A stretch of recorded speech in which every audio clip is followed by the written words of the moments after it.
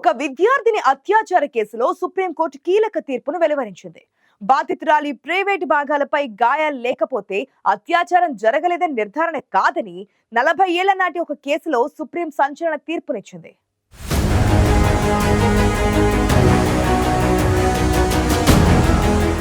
తన వద్దకు ట్యూషన్ కి వచ్చే విద్యార్థినిపై అత్యాచారం చేసిన ఒక టీచర్ ను దిగువ కోర్టు దోషిగా తేల్చింది. అయితే ఆ కేసు నుంచి తప్పించుకునేందుకు న్యాయ వ్యవస్థలోని లోపాలను ఉపయోగించుకున్నాడు సదరు టీచర్. అలా 40 ఏళ్ల పాటు శిక్ష నుంచి ఉపశమనం పొందిన సదరు టీచర్ కు ఎట్టకేలకు సుప్రీంకోర్టు తీర్పుతో షాక్ తప్పలేదు.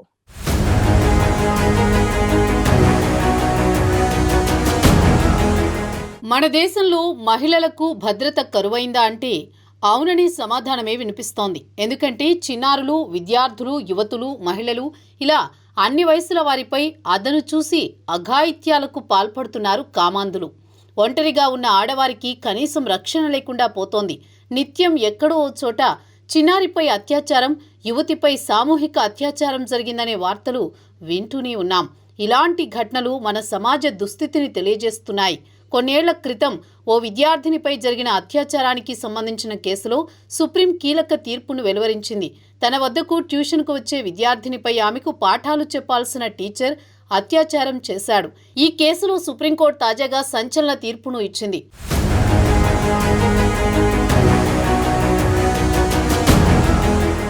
1984లో ఓ టీచర్ తన వద్దకు ట్యూషన్కు వచ్చే విద్యార్థినిపై అత్యాచారానికి పాల్పడ్డాడని కేసు నమోదైంది. ఈ కేసును విచారించిన ట్రయల్ కోర్టు నిందితుడిని 2 ఏళ్లలోపు దోషిగా నిర్ధారించింది. అయితే నిందితుడు న్యాయపరమైన ప్రక్రియను వివిధ రకాల పిటిషన్ల ద్వారా ఆలస్యం చేస్తూ వచ్చాడు. అందులో భాగంగానే నిందితుడు అలహాబాద్ హైకోర్టులో ట్రయల్ కోర్టు తీర్పును సవాల్ చేశాడు.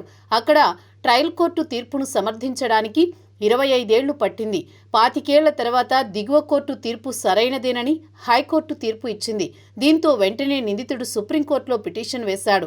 సుప్రీంకోర్టు తుది తీర్పు వెలువరించడానికి మరో 15 సంవత్సరాలు పట్టింది. నేరం జరిగిన 40 సంవత్సరాల తర్వాత సుప్రీంకోర్టు అత్యాచార నేరారోపణలపై స్పష్టత ఇస్తూ కీలకమైన తీర్పు వెలువరించింది.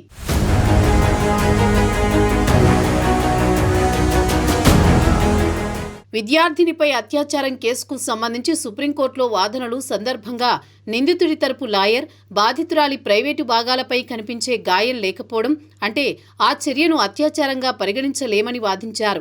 ఈ వాదనను సుప్రీంకోర్టు తోసిపుచ్చింది.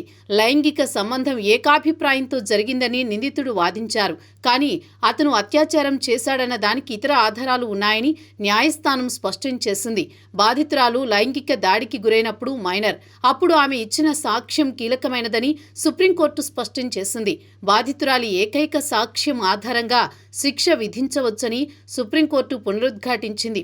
అయితే ఈ కేసులో బాధితురాలి తల్లిపై కూడా నిందితుడు ఆరోపణలు చేశాడు.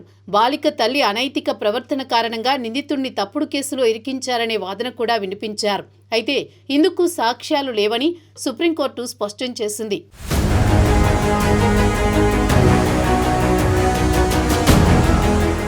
1984లో ఓ విద్యార్థినిపై టీచర్ అత్యాచారం చేయగా ఆ కేసులో నిందితుడికి దిగువ కోర్టులో 2 ఏళ్లకే శిక్ష పడింది.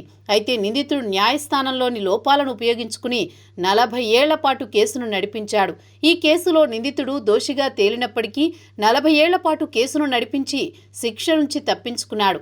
కానీ ఎట్టకేలకు సుప్రీంకోర్టు ఈ కేసు ఆధారంగా అత్యాచార నేరారోపణలపై స్పష్టతను ఇస్తూ కీలకమైన తీర్పును ఇచ్చింది.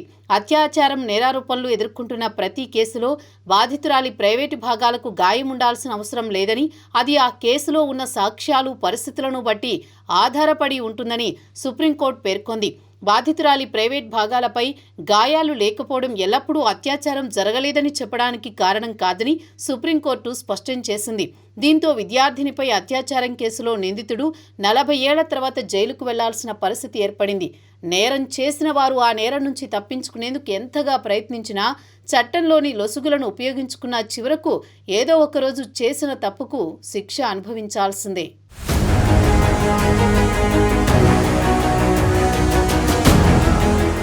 విద్యార్థినిపై అత్యాచార కేసులో సుప్రీంకోర్టు వెలువరించిన సంచలన తీర్పు అత్యాచార కేసులో కీలక మలుపుగా మారనుందనే అభిప్రాయాలు వ్యక్తమవుతున్నాయి. అయితే న్యాయ వ్యవస్థలోని లోపాల కారణంగా బాధితులకు న్యాయం వెంటనే జరగడం లేదనే విమర్శలు కూడా వ్యక్తమవుతున్నాయి.